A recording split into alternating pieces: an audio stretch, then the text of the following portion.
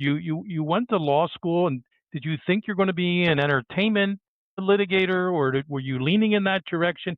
How did that path right out of law school lead to you getting involved in the entertainment business, hosting later your own shows, and now you book other people to go on shows? You've worn so many hats over the years. Now author, but how did it all begin? If we can go back there. Well, I was in law school. I loved law school. It's a very intellectual questions and a lot of fun, and it's not real. So you're arguing with people and they're arguing back with you about important issues, but you don't there's nothing really at stake except for winning and getting good grades, and I was a student and I've always been a student, so that was fun. When I got into the real world, it was not my thing. It was boring. There was some research to do, but a lot of it's formulaic. In the entertainment industry, we were representing a lot of studios, not generally plaintiffs, against studios. All the money, I mean, there was it's when you bill like a studio, it would go, it's a deep pocket. It could go on forever. So you represent MGM or you represent Universal, and that's what we were doing. And it was boring. It was not creative and it was real. So basically, I felt like I was moving money from one rich person or one rich corporation to another rich corporation.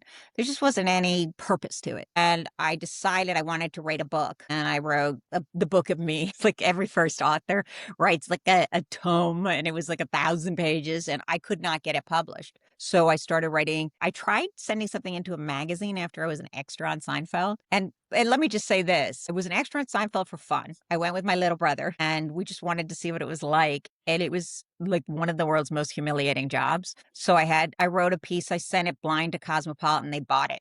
I'm like, well, this is a fun job. Wasn't always that easy to sell things, but that's how I started in magazines, because people told me that if I had a career in magazines, then I would be able to get a book published. And before I worked in magazines for a bit freelance, and then I got a job at Entertainment Weekly doing legal things. I do legal disputes, James Gandolfini when he had held out on The Sopranos, or momagers who had like crossed the line, with Hillary Duff. So I did that for a while. And then I wanted to do more serious stories. I had represented with Howard Weitzman. We represented Ozzy Osbourne when I was a lawyer, and he had been sued civilly for Suicide Solution, a song he wrote because a young man had killed himself after listening to the song. And I helped to write the brief. And it was First Amendment. It was also very intellectual because you look at literature and you look at films and so it was like an English paper, and I was an English major. So I loved that. And when I started working at Entertainment Weekly, I started with a piece that was about this band Slayer, a similar kind of legal action, which was not successful either, because it's just, you can't know who's going to be reading your material, how they're going to react to that material. There's just the legal issues are pretty evident there, but it was purposeful. I was doing something that mattered, I felt, and I didn't feel that way as an attorney. And so I had this magazine career, then I went to the New York Times, then I had my show. I just kept trying to get to the point where I could write a book. And finally, it just only took me 25 years. Yeah, Our that's the audience story. is going to want to know what episode of Seinfeld, and did you in fact make it on the air? I'm in the Babka episode where they're in the bakery, and there's also it's the Gore-Tex episode too.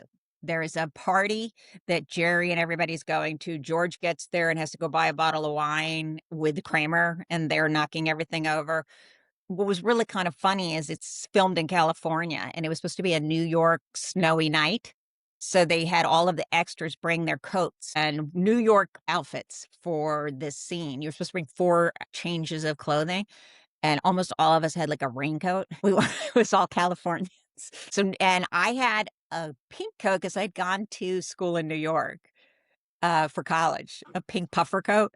And you're supposed to have very muted. You're not supposed to be the star, like in a bright pink coat. So yes, it was really fun. My brother did not come back the second day because the pay it was crazy bad. And but I was telling my other brother, who is a writer, about the experience and my mom, and they were laughing so hard because it was just so humiliating that they said, you should write this and send it to someone, see if you can get it published. And that's what I did, because I've always been a writer. So that was kind of, but the Seinfeld thing, it was partly just the adventure of it all, something different than being a lawyer.